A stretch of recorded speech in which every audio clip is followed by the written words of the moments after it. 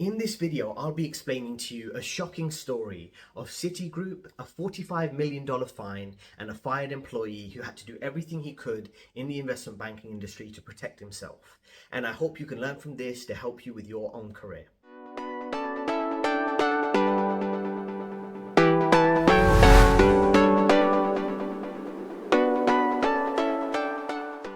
Now, Citigroup is a major investment bank, of course. It has important offices in all the main business jurisdictions and business hubs all across the world. They have offices in London, in Canary Wharf, not too far from me, in New York. Everyone's heard the name Citigroup, Citibank, things like that. So it's a very important investment bank, and it's a very tense environment to be working in on a trading floor of a major American investment bank like that. And I've worked on similar investment banks on the trading floor where it's quite tense, there's a lot of risk, and you have to be careful how you are handling a lot of the office politics, as we can see in this example. Now, Citigroup was fined about $45 million by the Hong Kong financial regulator.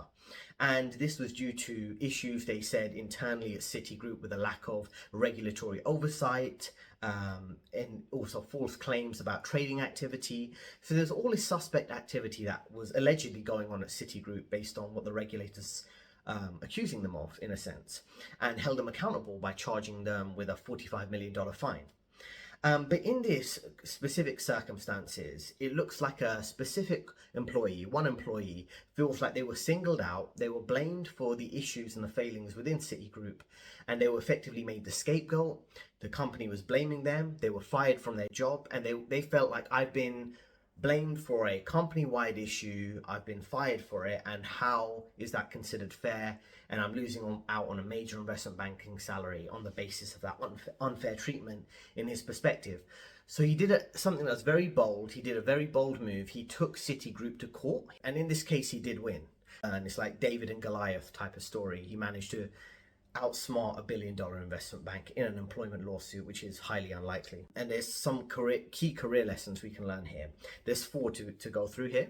So the first one would be aware of the rules. So have awareness of the financial regulation that you're dealing with, whether you're a trader, salesperson, working in asset management, any area of finance. There's very strict rules on how you can discuss financial investments with clients, what information can be shared with who in terms of the company. So you have the financial regulation, the official law, and you also have company policies. So make sure you're aware of both of them. You can always ask your regulatory team, your compliance team about those type of rules. You can read the company policies on your company website, just so you're aware. Any questions you have, ask your manager, ask the relevant teams that write the policies, the policy team, because that will ensure you're protected and you understand what is required of you, so you're not blamed for anything you supposedly should have known. Now, the second thing I want to focus on is protecting your reputation. At the end of the day, as you've probably heard, a famous book by Robert Greene, reputation is the cornerstone of power, which means that, you got to guard your reputation with your life, because at the end of the day, only you are looking out for your professional reputation within this industry, in life in general, right? So if someone's making rumors about you that you're not good at your job, you're not following the rules, it can drastically impact your career. You could be fired within a few months, a few years, if this type of negative perception around you is allowed to build. So that's why you always got to protect your reputation at work.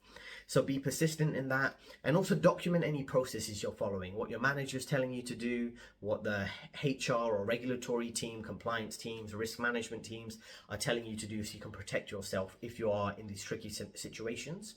And if you need to get their approval on an email, just send an email to your manager, to your like I say, risk management teams on following this process. Just before I go ahead, do you agree? And if they reply and say I agree, then you have it on record on an email. You're doing what you've been told to do.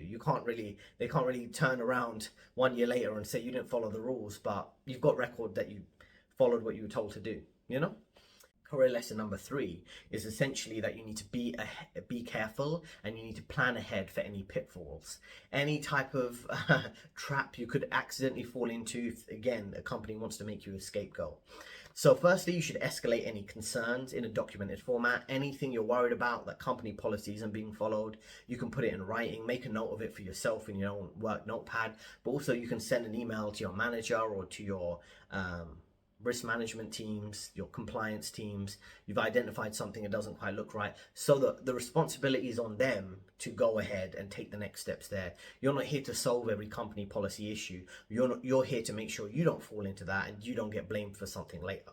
If you are dealing with tricky workplace scenarios, office politics, you think you might be getting set up for type of to be blamed for a trading issue, for a improper business practice, or people are kind of blaming you on email, on writing, it's not kind of seeming right, like what's going on here, people are turning on you, I would immediately go and speak with an employment lawyer. Now, employment lawyers are quite, like any legal service, they typically offer at least like one free consultation. So you can reach out to them on email, on call. I'd recommend you reach out to 3 to 4, and you essentially send them an email, drop them a call, and say, this is a summary of the type of things I'm dealing with. Can you help me? And in those cases, they will get back to you and they'll give you a free consultation, right? So for free, you're getting legal advice. They'll say, okay, this is what it looks like. This is a compensation or the legal issue that you could pursue in an employment litigation type of scenario. Point number four. So we need to prepare for your exit. So if things are getting really bad, like you're this Citigroup employee, this investment banker, what you need to do is prepare to leave the company. You should be looking for other job opportunities the moment you sense things are a bit unfair at the company you're working at, and essentially don't get too attached to the company you're working at. Overly don't burn yourself out working for a company that clearly doesn't have your best interests at heart, that might be looking to set you up. Don't look to kind of get dragged into office politics and be stressed out over these circumstances. Sometimes it's your time to go, and it's your time to go. It just is what it is, right? You don't want to force yourself to stay there like this Citigroup employee ended up doing. He won the lawsuit and managed to stay there, which is fine.